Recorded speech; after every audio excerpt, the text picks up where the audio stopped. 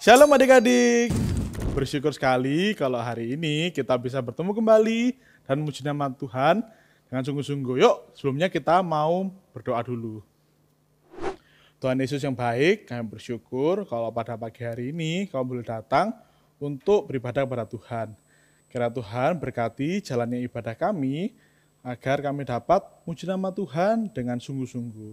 Terima kasih, dalam nama Tuhan Yesus kami berdoa bersyukur. Amin. Adik-adik, tahu nggak sih arti kata pokok pada sebuah pohon? Pokok berarti batang induk tempat menempelnya ranting-ranting kecil, yang nanti ranting-ranting kecil itu disebut carang. Nah, hari ini kita mau naikkan satu pujian yang menggambarkan bahwa Tuhan Yesus adalah pokok anggur dan kita adalah carang-carangnya yang menempel pada Tuhan. Yuk kita naikkan satu pujian, Yesus pokok.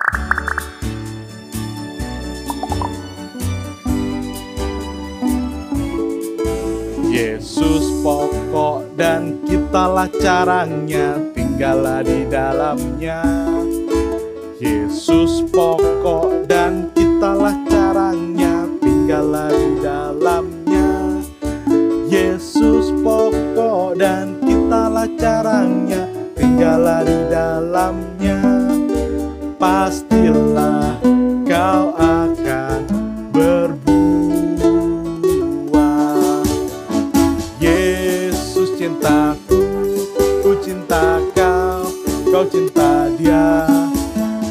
Yesus cintaku, ku cinta kau, kau cinta dia. Yesus pokok dan kitalah caranya, tinggallah di dalamnya. Yesus pokok dan kitalah caranya, tinggallah di dalamnya. Yesus pokok dan kitalah caranya, tinggallah di dalamnya. Pastilah kau akan berbuah. Yesus cintaku, ku cinta kau, kau cinta dia. Yesus cintaku, ku cinta kau, kau cinta dia. Yesus pokok dan kitalah carangnya, tinggallah di dalamnya. Yesus pokok dan kitalah carangnya, tinggallah di dalamnya. Yesus pokok dan kitalah carangnya, tinggallah di dalamnya. Pastilah kau akan berbuah. Pastilah kau akan berbuah.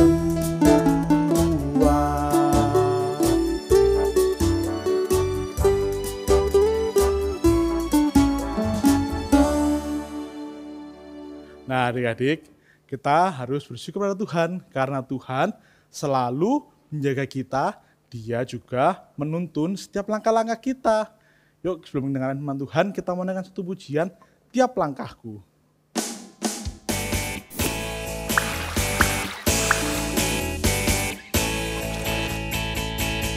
Tiap langkahku diatur oleh Tuhan, dan tangan kasih-Nya memimpinku.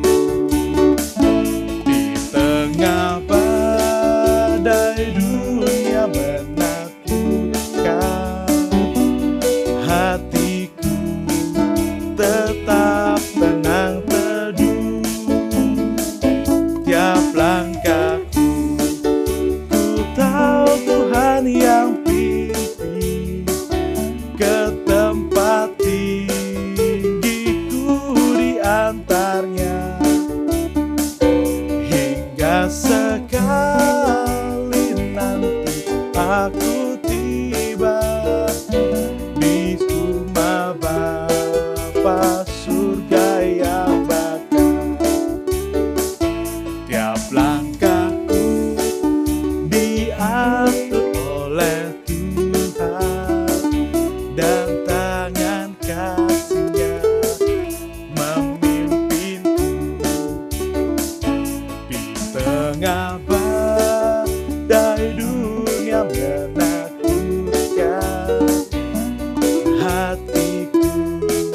tetap tenang teduh.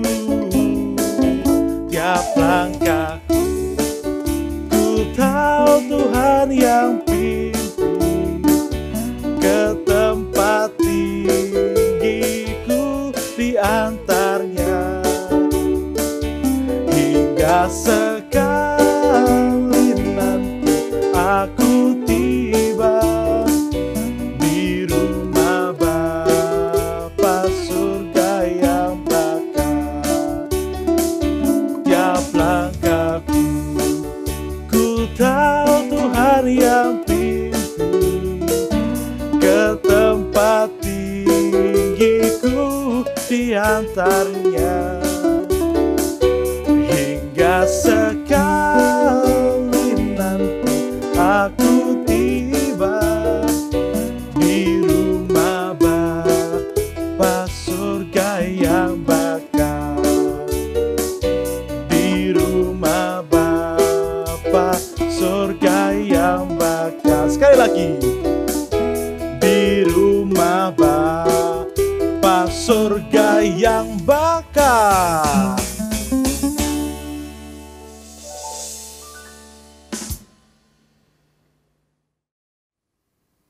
Anak-anak, saatnya kita mendengarkan firman Tuhan. Mari kita siapkan hati kita, tundukkan kepala, kita berdoa. Tuhan Yesus, tolong kami untuk bisa mendengarkan firman Tuhan dengan sungguh-sungguh. Pimpinlah Allah Roh Kudus kami mendengarkan firman Tuhan dan melakukannya di dalam kehidupan kami. Di dalam nama Tuhan Yesus kami berdoa, amin. Anak-anak, sebelum kita mendengarkan firman Tuhan, Los Setiwi mau memperlihatkan satu video berikut ini.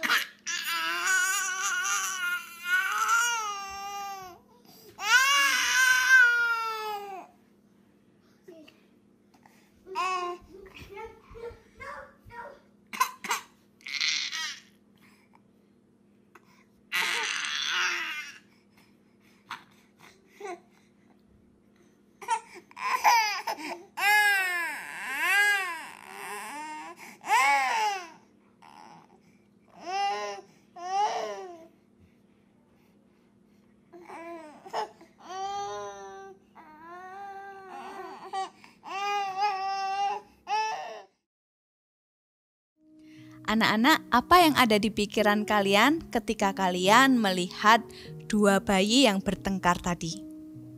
Kalian mungkin berpikir, walau itu loh hal yang sepele, cuma rebutan empeng gitu ya. Tapi anak-anak, coba kita pikirkan. Bayi sekecil itu ternyata juga sudah punya pikiran atau sikap yang berdosa.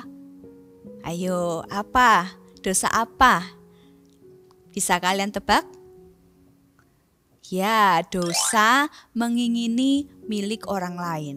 Nah, hari ini kita akan membahas perintah yang ke-10, yaitu jangan mengingini milik sesamamu.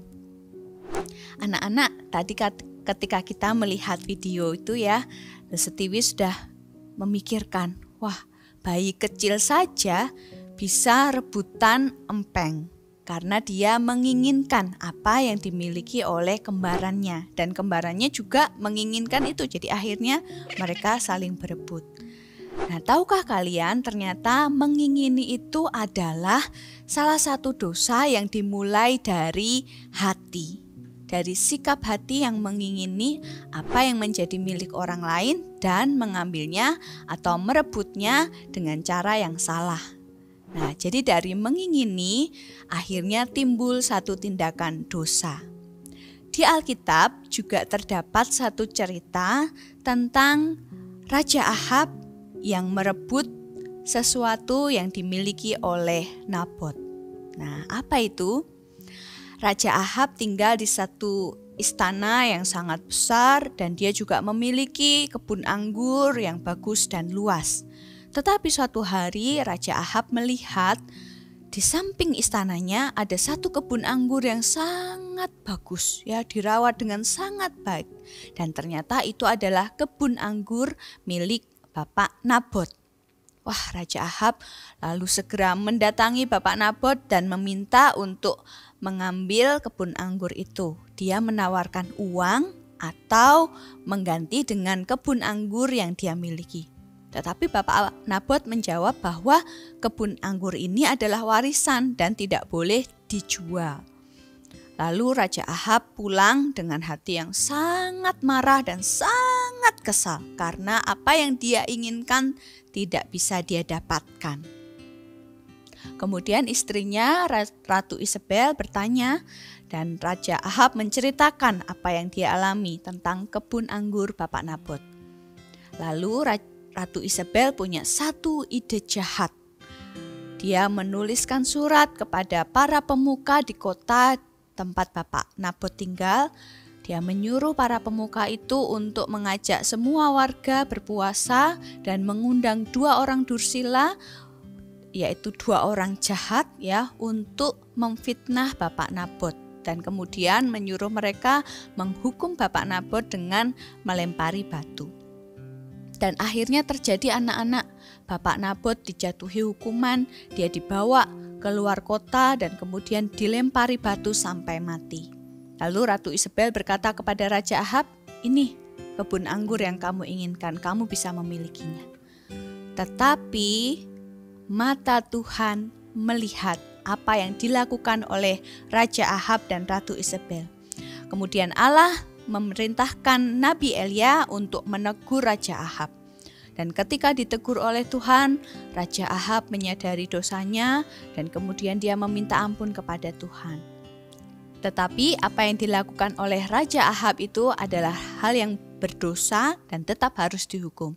Sehingga Allah membiarkan hukuman itu ditunda sampai pada keturunannya. Nah, anak-anak, kita melihat dari kisah Raja Ahab yang merebut kebun anggur milik Bapak Nabot ini. Kita melihat bahwa tadinya dia menginginkan kebun anggur itu. Dia melihat dari matanya dan kemudian timbul keinginan dalam hatinya. Dari keinginan itu muncullah perbuatan merampas dan bahkan akhirnya dia membunuh. Nah, merampas dengan paksa dan membunuh inilah yang menjadi akibat dari keinginan yang salah. Kita bayangkan kalau tadinya Bapak Ahab bisa belajar cukup atas semua yang dia miliki, bisa merasa puas untuk semua yang sudah dia punya, tentu dia tidak akan jatuh ke dalam dosa mengingini milik sesama. Nah, perintah yang ke-10 ini mengajarkan kepada kita untuk kita belajar puas terhadap apa yang sudah Tuhan berikan kepada kita, mencukupkan diri untuk semua berkat yang Tuhan sudah berikan kepada kita. Puas terhadap apa saja, mencukupkan diri terhadap apa saja, semua termasuk dalam kesehatan kita, kepandaian yang Tuhan berikan, talenta, atau juga fisik yang kita miliki, keluarga yang ada di dalam kehidupan kita. Semua yang Tuhan berikan, semua punya porsinya masing-masing. Setiap orang diberkati berbeda-beda menurut kehendak dan kemurahan Tuhan. Tugas kita adalah bersyukur karena Tuhan sudah memberkati kita. Tuhan memberkati kita dengan kesehatan. Bayangkan di dalam pandemi ini, kita bisa rawan terkena virus. Tetapi kalau Tuhan masih menjaga, masih melindungi kita sampai dengan hari ini, itu semua adalah berkat dari Tuhan. Anak-anak bisa puas dengan sekolah kalian, makanan, minuman, semua kebutuhan yang orang tua kalian sudah cukupkan. Kalau kita bisa merasa puas dan kita bisa bersyukur untuk berkat Tuhan, maka kita tidak akan jatuh dalam dosa mengingini milik sesama. Mungkin ada anak-anak yang berpikir, loh aku akan lebih bahagia kalau aku lebih cantik atau aku lebih ganteng, kalau aku lebih terkenal atau populer di antara teman-teman, atau kalau aku punya kemampuan musik, atau aku punya kemampuan olahraga, atau aku lebih pintar, atau kalau orang tua aku lebih kaya. Semuanya kita mau yang lebih dan lebih. Kita menganggap dengan semua kelebihan itu kita bisa lebih bahagia. Tapi ternyata anak-anak, bukan itu yang membuat kita bahagia. Yang membuat kita merasa bahagia, cukup dan puas adalah Tuhan Yesus. Kalau kita sungguh-sungguh percaya kepada Tuhan Yesus, kita sudah mendapatkan keselamatan, harta yang paling berharga yang Tuhan sudah berikan kepada kita, hadiah terindah yang Tuhan sudah anugerahkan kepada kita. Maka semua yang ada di dunia ini, semua hanya sementara dan sia-sia. Oleh karena itu, mari kita belajar mencukupkan diri, puas dengan apa yang sudah Tuhan berikan. Kita terus belajar bersyukur kepada Tuhan dan kita terus percaya kepada Tuhan karena Dialah juru selamat yang sudah menyelamatkan kita semua. Anak-anak, hari ini mari kita menghafalkan dari kitab Keluaran pasal 20 ayat 17. Nah, ini agak panjang ya. Jangan mengingini rumah sesamamu, jangan mengingini istrinya, atau hambanya laki-laki, atau hambanya perempuan, atau lembunya, atau keledainya, atau apapun yang dipunyai sesamamu. Wah, ini kenapa disebutkan rumah, istri, hamba, laki-laki, perempuan, lembu, keledai, lose? Aku gak punya itu semua. Anak-anak, Alkitab waktu itu ditulis dalam latar belakang dan konteks budaya orang Yahudi. Nah, tapi bukan berarti tidak berlaku untuk kita. Makanya di bagian akhir Tuhan katakan, atau apapun yang dipunyai sesamamu. Jadi termasuk misalnya teman kalian punya handphone baru, atau ada yang beli tab, atau ada yang beli laptop, atau mungkin punya baju baru, atau punya mainan baru. Kita tidak perlu mengingini itu semua karena Tuhan sudah memberikan berkat sesuai porsi kita masing-masing. Belajar mencukupkan diri dan puas untuk semua berkat yang Tuhan berikan. Mari kita berdoa. Tuhan Yesus, terima kasih. Hari ini kami kembali belajar tentang ke-10 hukum Tuhan dan kami belajar hukum yang ke-10, jangan mengingini milik sesamamu. Tuhan, mampukan kami untuk memiliki hati yang senantiasa puas, yang selalu bersyukur untuk berkat yang Tuhan berikan kepada kami. Biarlah kami menjadikan Tuhan sebagai satu-satunya Tuhan yang mencukupkan kebutuhan kami, baik di dunia maupun nanti setelah kami berada bersama-sama dengan Tuhan di dalam kekekalan. Terima kasih Tuhan untuk berkat-Mu dan untuk firman-Mu. Di dalam nama Tuhan Yesus kami berdoa. Amin. Nah adik-adik, kita tadi sudah mendengar firman Tuhan. Sekarang saatnya bagi kita untuk memberikan yang terbaik buat Tuhan. Mari kita berikan persembahan kita dengan cara transfer ke rekening GK Gloria Pajar atau scan QRIS berikut ini.